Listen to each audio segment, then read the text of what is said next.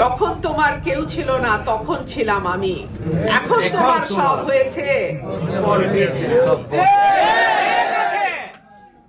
BNP থেকে সদ্য বহিষ্কৃত সহ আন্তর্জাতিক বিষয়ক সম্পাদক ও ব্রাহ্মণবাড়িয়া ২ আসনের স্বতন্ত্র প্রার্থী ব্যারিস্টার রুমিন ফারহানা বলেছেন, ২৪-এর গণ অভ্যুত্থানে ৫ অগস্ট রাজপথে সাধারণ মানুষ তার সঙ্গে ছিলেন, কিন্তু তার দলের অন্য কোনো নেতাকে দেখেননি। তিনি বলেন, যখন তোমার কেউ ছিল না তখন ছিলাম আমি, এখন তোমার সব হয়েছে, পর হয়েছি আমি। রুমিন ফারহানা আরও বলেন, তিনি কোনো দলের বা গোষ্ঠীর স্বার্থান্বেষী মহলের আপনার হওয়ার প্রয়োজন অনুভব করেন না, কারণ তিনি তার মাটির মানুষের আপন।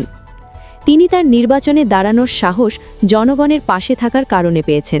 রুমিন ফারহানা বলেন, তার নির্বাচনের উদ্দেশ্য একটি ইতিহাসের অংশকে পুনর্ব্যক্ত করা, যেমন ৫২'র ভাষা আন্দোলন, যা সাধারণ ছাত্র ও খেটে খাওয়া মানুষের আত্মত্যাগের মাধ্যমে সফল হয়েছে। তার বাবা ছিলেন সেই আন্দোলনের অংশ। মহান মুক্তিযুদ্ধেও সাধারণ মানুষ অস্ত্র হাতে তুলে নিয়েছিল এবং ৯০-এর গণ অভ্যুত্থান ও ২৪-এর গণ অভ্যুত্থানও সাধারণ মানুষের রক্তে অর্জিত। শনিবার রাতে সরাইল উপজেলার শাহবাজপুরে তার নিজ বাসভবনের সামনে প্রধান নির্বাচনী অফিস উদ্বোধনকালে রুমিন ফারহানা এসব কথা বলেন। তিনি অভিযোগ করেন, যারা আগে গোপনে কাজ করত এখন তার নেতাকর্মীদের হুমকি দিচ্ছে। তিনি বলেন, আমার নেতাকর্মীর ওপর কেউ আঘাত করলে তার জবাব দিতে হবে। রুমিন ফারহানা বলেন, তিনি শেখ হাসিনার মতো শক্তিশালী প্রশাসনের সঙ্গেও কখনো ভয় পাননি।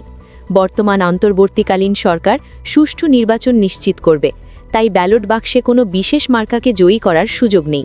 তিনি বলেন, স্বতন্ত্র প্রার্থীর কর্মীদের ওপর কোনো আঘাতের আগে প্রার্থীকে জবাব দিতে হবে।